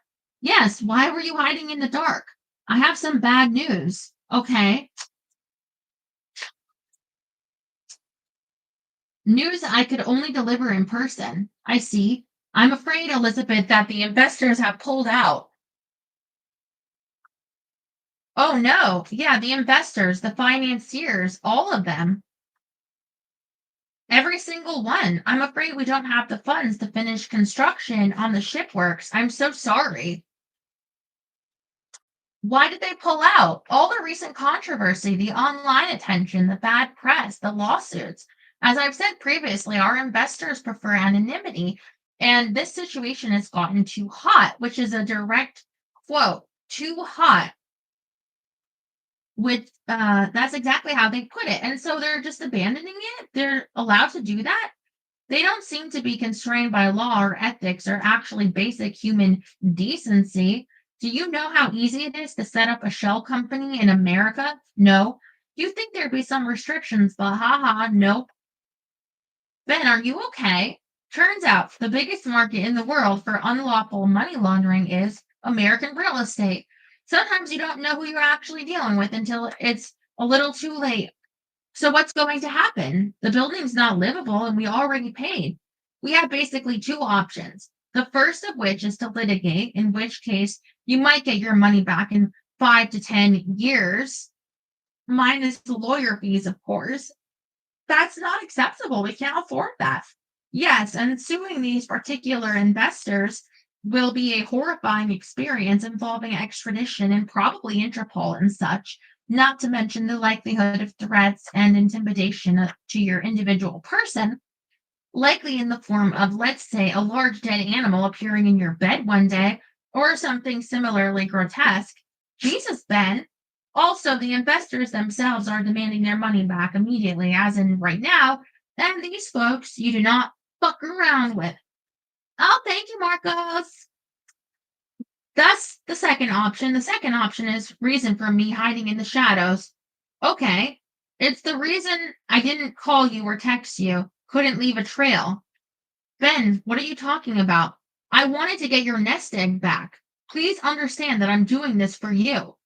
What is the second option, Ben? Think of it as a cleanse, okay? Think of it like sometimes the body just has too many toxins, right? And drastic action is necessary. Sometimes you gotta drink nothing but celery water until all the bad stuff is flushed away. That's what I'm doing to the shipworks in a manner of speaking, a cleanse. Ben, what exactly are you doing? I'm burning the building down. You're what? To collect the insurance. It's the only way to quickly recoup the investment. Of course, you didn't hear that from me, and I will deny this conversation ever happened, okay? Ben, fortunately, the recent protests give us good cover. We can blame activists. I don't like this plan, Ben. It's done more often than you might think. Honestly, by now, the insurance companies build it into their actuary tables. I really don't like this plan. Well, I'm sorry, Elizabeth, but it's already underway. What do you mean? The building is on fire as we speak. I thought you should know. Right now? Yes. But Jack is in there. No, no, I made it very clear to him it's off limits. And anyway, I checked. No lights on, not a peep. Oh my God. It was a 30-minute drive to Park Shore, but Elizabeth made it in roughly half that. Even from several blocks away, she could already see it, an orange shine in the sky, more vivid and ominous than the city's normal ambient diffused glow. She could see a column of smoke by the blinking lights of emergency vehicles. a narrow plume lit in strobing red and blue. She could smell the char in the air. A crowd had gathered around the shipworks, everyone staring quietly at the building, necks craned to look up at the roof and penthouse currently aflame, an enormous candle in the night. Elizabeth leapt out of her car and ran toward the fire. She could feel even a block away the heat on her face, and she stopped at the mouth of an alley where the first responders had cordoned off the area. Firefighters were slowly connecting hoses, chatting pleasantly with one another, dawdling. Nobody seemed to be in much of a hurry, and one up there, someone trapped on the middle floor, she was about to demand rescuers rush in, that ladders ascend, when she looked into the alley and saw him at the opposite end, Jack, staring up at the backside of the building. There he was, her gentle, patient, idiotic husband, standing with his hands in his pockets, watching their forever home burn. The relief she felt, the dread that melted away as she breathed what seemed like the first in a long time. These were not the bland feelings of a big gray rock. Her face was wet with tears or sweat or both. She waved at Jack, but he didn't for the moment see her. He watched the fire, watched as the ropes of the scaffolding slackened and melted and broke. The crashing of metal as the large frame fell, and the ship's prow facade, recently 3D printed from complex polymers, detached and shattered on the sidewalk. Jack watched all of this as Elizabeth watched him. Were they destined for each other? Was he even right for her? She did not know. She wasn't sure of anything right now. She could not be certain she could ever love Jack as grandly, as unconditionally as he needed. She understood that there was some fantastical and elevated place where his love awaited, and she was never certain she could join him there, whether her heart was capable of it, but she knew she loved him right now, and she would probably love him tomorrow, and maybe that was good enough.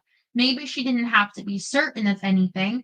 Maybe the human heart was just that messy, and all romance was deeply precarious, and the future was unresolved, and that was fine. Maybe that's what true love actually was, an embrace of the chaotic unfolding, and maybe the only stories that had neat and certain conclusions were lies and fables and conspiracies. Maybe it was like Dr. Sanborn said, certainty was just a story the mind created to be certain, or you could choose to be certain, or you could choose to be alive. And the only thing she was certain of was this, that between ourselves and the world are a million stories. And if we don't know which among them are true, we might as well try out those that are the most humane, most generous, most beautiful, most loving. Was Jack her soulmate? Sure, she thought, why not? Finally, he saw her. She was waving at him, and he waved back at her now, just as he had waved at her the night they first met, when he rushed over to her in a darkened dive bar and asked her to come with. She smiled at him, and both their faces were lit brilliantly by the fire, and as they stared at each other, separated by the length of the alley, they were both asking the same thing, though they did not know it. Exactly the same thing at exactly the same time. They were asking, could you ever love someone as broken, as pathetic as me? Okay, next chapter, and I think it's the last one, just a couple pages left, a few. On a particular winter night, damp and muddy, the sky splitting a thin balsamic mist, a hazy purple night, good for ghost stories or philosophy. They're out walking, arms linked, hands pocketed, staring up at the faces of apartment buildings, noting the typical urban facts about brutal gray concrete walls. My problem, Elizabeth says, is they're too decisive. They're on their way home. It's late. She says there's nothing ambiguous about a concrete wall. He agrees. They kick through the melting liver-brown snow, listen to the crunch of salt and sand on the sidewalk, and then they see light at a window and movement. Two shadows thrown against a bright yellow curtain. Look, he says. Those people, are they dancing? They are dancing. And he watches them flit about these things, these human bodies like puppets on a wire. They jerk, they prat, they potter. She stops too and watches the flickering shadows. It must be happy in there, she says, and warm. It makes him wonder about the private lives of people and the secret life hidden behind the public one. What do real couples actually do together, he wonders. How do real couples spend all that time? Jack and Elizabeth do not know. They are 20 years old. This is the first time they've been coupled with anyone in any way that's real. But he has a theory. Real couples, he says, stare deeply into each other's eyes and hold each other for hours and write epic love poetry about angels' wings and rose red lips. Real couples, he says, are attached by hip and soul. That old chestnut, she says. But he insists the people who are truly in love know each other all the way down to their souls because their souls have already met. At night, he says, when we're sleeping, our souls climb out of our bodies and explore. Oh, please. It's true, they take the form of animals. You are hopeless, and you cannot prove me wrong. You are a profound cheeseball. What's your theory? Hers is more sinister. She talks about lovers who twaddle their love away. You know, cheerless platitudes and awkward silences and narcotic bovine boredom. Maybe, he says, maybe we'll never know. It all happens behind the curtains. Indeed, it does. So they go home to their little studio apartment, and she kisses him on the palm of his hand, just below the knuckle, on the spot she calls the Sea of Tranquility, her favorite spot, the smoothest square inch in the world. They set the table with the good plates, the blue ones. Jim and Julianne are their names, the plates. He says, we're home. Are you happy to see us? And the plates clatter and clap. He says, how about macaroni tonight? The plates are delirious with joy. They are only dimly aware that they are, in fact, plates. She says, tonight, self-portraits with silly food. So they eat and close the curtains and slop oil paints onto messy canvases.